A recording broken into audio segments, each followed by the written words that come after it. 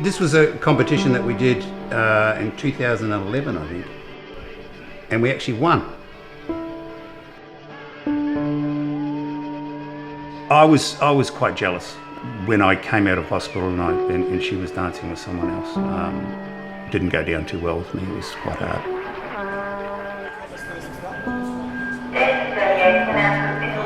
We got an entrapment. It's just young people that are doing stupid things. You know, you just sort of say, why?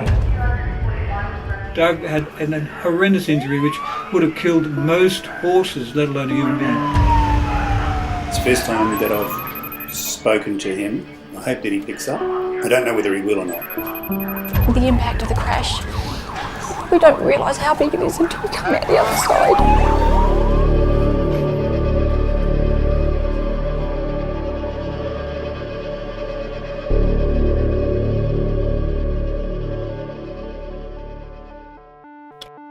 Things have changed for me so much in the last 4 years, it's been incredible. They fixed it up. Not the same truck, but You can just see how much that everything must have moved backwards. oh, mate. And this here, that's what did all the damage. So I just saw this vehicle out of the corner of my eye, step off the side of the road, and then he's fishtailed. The next thing is just bang. And they send me to the Royal Brisbane Hospital. What an amazing institution. And the soft tissues here sustained huge injuries at the time. You've had skin graft here, medial gastroc flap. They rotated a muscle flap up from here to cover an open wound through here. Then you got to that point that you weren't doing very well. Then we've gone ahead and reconstructed and gone total hip, totally. 1, 2, 3, 4, at least 4 plates there, probably 20 screws, but at least 4 plates. Yeah, and the kitchen sink. So you're a bionic man now. Yeah, that's right. You asked about the psychological impact on patients like this. This is much bigger than having any of those other sort of problems. Cancer, diabetes, heart attack. I think the biggest challenge was actually getting my head around the fact that I couldn't do the things that I'd done before. You had to change your whole outlook on life. I didn't know how to react to Gay spending time going out and having fun, because she was doing something that I loved as well. Yeah. The dancing was something that I fell in love with and I really enjoyed it. It really became my sanity. You know, if I didn't have my dancing, I didn't have anything else. All I did was work and probably just look after Doug.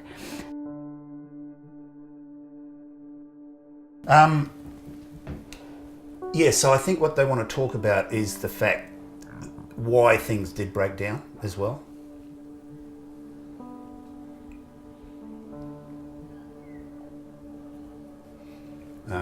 Yeah. Cool. Oh shit. This is why I didn't want to do this. I really don't want to do this. I took it all on. I looked after you. You know, you became my 4th child, probably. I wanted to take your pain away. I wanted to make it as easy as I could. This is so unfair.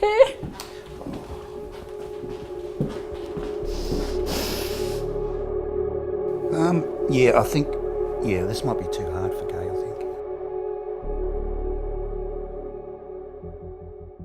The outcome and the patient satisfaction is related much more to their attitude and what the patient is like than what happens to them and what we do to them. The reason that we call it the Happy Room, we made a pact. We decided, hey, we're both here, we both shouldn't be here, but we are. So let's just make a pact to be positive. Doug was there when I was there. I took my first steps from here to about here. I'm the baddie of all of this. I was a drink driver. What we're a majority of us are diagnosed with what they call post-traumatic distress disorder. I can't use that as an excuse. I just can't.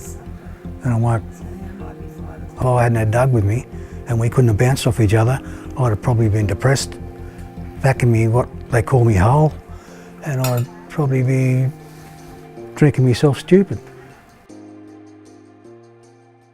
Most often, it's not the injured person's necessarily their fault. You just happen to be in the wrong place at the wrong time. Oh, absolutely. Yeah.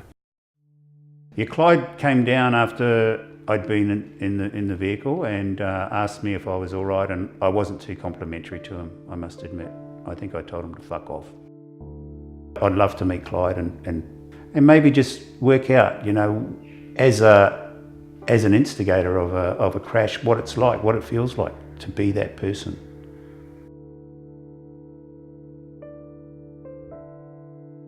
When you first rang me about this, I had 3 days off work because I couldn't handle it. The anxiety, the fucking depression, and everything else. The way my wife is at the moment, no, I can't. Oh, she's in tears now.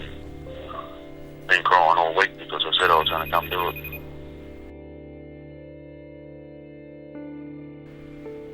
We're just about to have a chat with Clyde over FaceTime. So it's the first time that I've spoken to him. I hope that he picks up. Hello. Hi. G'day, man. How you going? Good, how are you? Very, very well. Thanks very much for chatting with me today, mate. Really appreciate it. No worries at all. I think we can both benefit from this, I think, you know. Yeah. Do you mind if I ask you a couple of questions, or? Yeah. So, how did your life change? Yeah, it's something I think about every day. It's like what I should have done different. For the last 4 years, I felt like shit. You know, I've hated myself. You know, I feel responsible. And I think, well, what actions could I have done that would have changed what had happened? So do you think it'll help with you talking to me? I don't think it can do any worse. I want to actually come up and give you a hug, actually. Shake your hand. Look, these things happen, mate, you know, at the end of the day. And if I can help you in any small way to get you to overcome what you've been through, mate, I'd be honoured. Yeah, thanks. So, sorry, thank you. Thank you very much, Dave. Good on you, mate. All right, mate, see ya. See ya.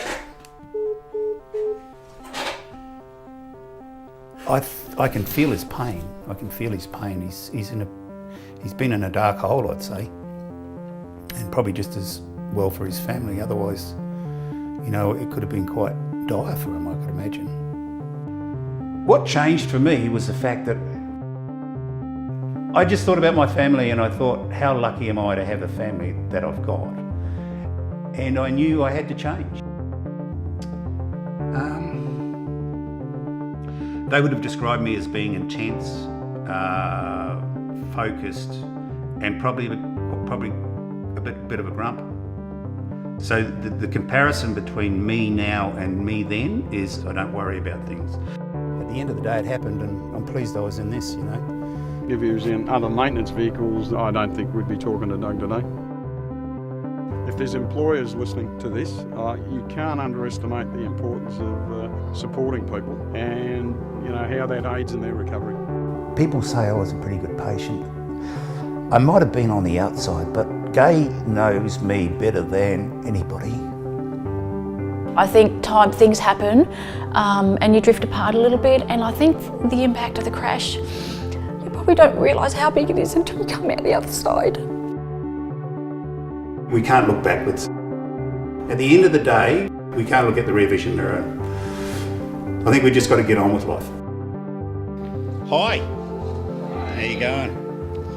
It's a privilege to come and speak to you guys today. You know, things have changed for me so much in the last 4 years. It's been incredible. I think I'm a better person now for the crash to have happened.